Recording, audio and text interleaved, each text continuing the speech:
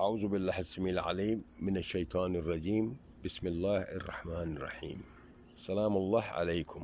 حج کے 19 مراحل کا حصہ نمبر 2، ذوالحجہ کی 8 تاریخ، حج کا پہلا دن۔ احرام کی حالت میں دوبارہ داخل ہونا اور حج کے مقدس فریضے کو پورا کرنا آپ کی زندگی کا سب سے اہم روحانی دور ہوگا انشاءاللہ۔ ذوالحجہ کا 8واں دن حج کے ایام کا آغاز اور آپ کے روحانی سفر کے اگلے مرحلے کی نشاندہی کرتا ہے۔ آپ اپنے آپ کو پاک کریں گے اور ایک بار پھر احرام کی حالت میں داخل ہوں گے۔ احرام کے احکام وہی ہیں جیسا کہ حصہ 1 میں بیان کیے۔ ایک بار جب آپ احرام باندھنے کے لیے تیار ہو جائیں گے تو آپ درجہ ذیل دعا کی تلبیح کہنا شروع کر دیں گے۔ لبیک اللہم لبیک لبیک لا شریک لک لبیک ان الحمد والنعمت لک والملک لا شریک لک لبیک اللہم لبیک لبیک لا شریک لک لبیک ان الحمد والنعمت لک والملک لا شریک لک۔ ترجمہ: میں حاضر ہوں، اے اللہ میں حاضر ہوں، تیرا کوئی شریک نہیں، میں حاضر ہوں، بے شک تمام تعریفیں اور نعمتیں تیرے لیے ہیں اور تمام بادشاہتیں تیرے ہی ہیں، تیرا کوئی شریک نہیں ہے۔ اس کے بعد آپ اپنے حج گروپ کے ساتھ مکہ مکرمہ میں مینا کے پڑوس میں جائیں گے، جو مکہ کے مرکز سے تقریباً 8 کلومیٹر کے فاصلے پر واقع ہے۔ مینا پہنچنا نمبر 8۔ ایک بار جب آپ مینا کے ٹینٹ سٹی پڑوس میں پہنچ جائیں گے تو آپ اپنے مختص کردہ خیمے میں آباد ہو جائیں گے۔ یہاں آپ نماز یعنی فرض نمازیں پڑھیں گے بشمول ظہر، عصر، مغرب، عشاء اور فجر۔ اپنی 4 رکعتی نمازوں کو 2 رکعتوں تک مختصر کرتے ہوئے ان کو جمع کیے بغیر جیسا کہ قرآن میں بیان کیا گیا ہے۔ مینا میں آپ رات گزاریں گے اور اللہ سے دعا کریں گے، قرآن پڑھیں گے اور دوسرے دن کی تیاری بھی ساتھ ساتھ کریں گے۔ یہ روحانی عکاسی اور عقیدت کا ایک اہم وقت ہے، لہٰذا کوشش کریں اور اس خاص رات سے زیادہ فائدہ اٹھائیں۔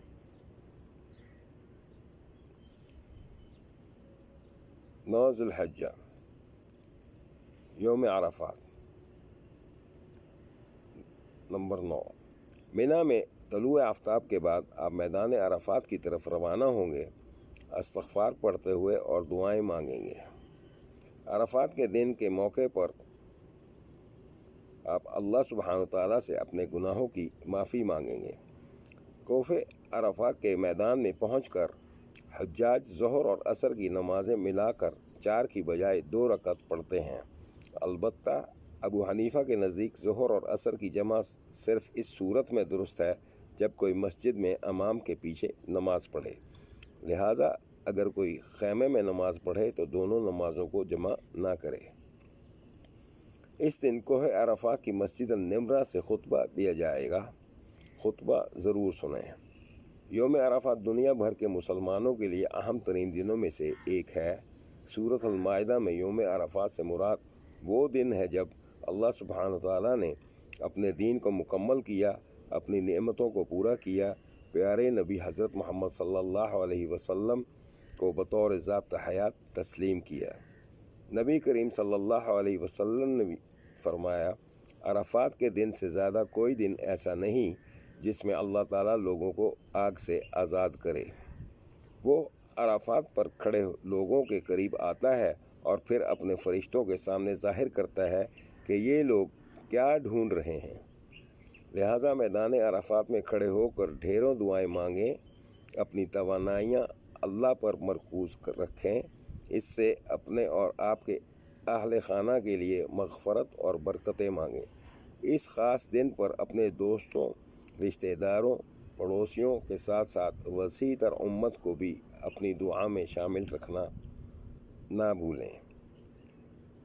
اس دن اپنی توانائیوں کو ضائع کرنے اور کوہ عرفات جیسے جبل الرحمہ بھی کہا جاتا ہے کی سیر کرنے کے لالچ میں نہ آئیں۔ جبل الرحمہ वो पहाड़ी है जहाँ से रसूलुल्लाह सल्लल्लाहु अलैहि वसल्लम ने खुतबा दिया था। पहाड़ी पर खुद सफ़र करने या इस चढ़ाई को मजहबी रस्म के तौर पर अदा करने का कोई मुस्तनद ज़रिया नहीं बताया गया। पहाड़ी के आसपास के सतही इलाके को मैदान अरफा कहा जाता है और ये वो जगह है जहाँ आपको गौर व फिक्र और दुआ में वक्त गुजारना चाहिए। मुज़ल्फ़ा पहुँचना। नंबर 10, ग़ुरूब आफ़ताब के बाद आप अरफात से रवाना होंगे और मुज़ल्फ़ा की तरफ चलेंगे, जो मिना और अरफात के दरमियान एक खुला मैदान है। एक बार जब आप मुज़ल्फ़ा पहुँचेंगे तो आप अपनी मग़रिब और इशा की नमाज़ यके बाद दीगरे अदा करेंगे। इशा की नमाज को 2 रकात तक कसर करेंगे। जैसा कि अब्दुल्लाह बिन उमर रज़ियल्लाहु अन्हु बयान करते हैं, रसूलुल्लाह सल्लल्लाहु अलैहि वसल्लम ने मुज़ल्फ़ा में मग़रिब और इशा की नमाज़ें एक साथ अदा कीं और इनमें से हर एक के लिए अलग अलग अकामत यानी नमाज की दूसरी अज़ान के साथ अदा की और इन दोनों के दरमियान या इनके बाद कोई इख्तियारी नमाज नहीं पढ़ी। इसके बाद आप रात इबादत या आराम में गुजार सकते हैं। रसूलुल्लाह सल्लल्लाहु अलैहि वसल्लम फजर से कुछ देर पहले तक सो गए थे और रात की इबादत में मशगूल न हुए थे, जैसा कि वो आम तौर पर करते थे। लिहाजा अपने आप को थका देने के लालच में ना आएं, बल्कि आराम करें। आपके सामने एक लंबा दिन है।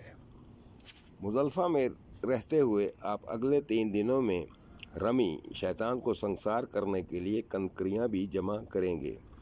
कंकरियों का साइज़ खजूर के बीजों के साइज़ के बराबर होना चाहिए। आपको कुल 49 कंकरियाँ दरकार होंगी।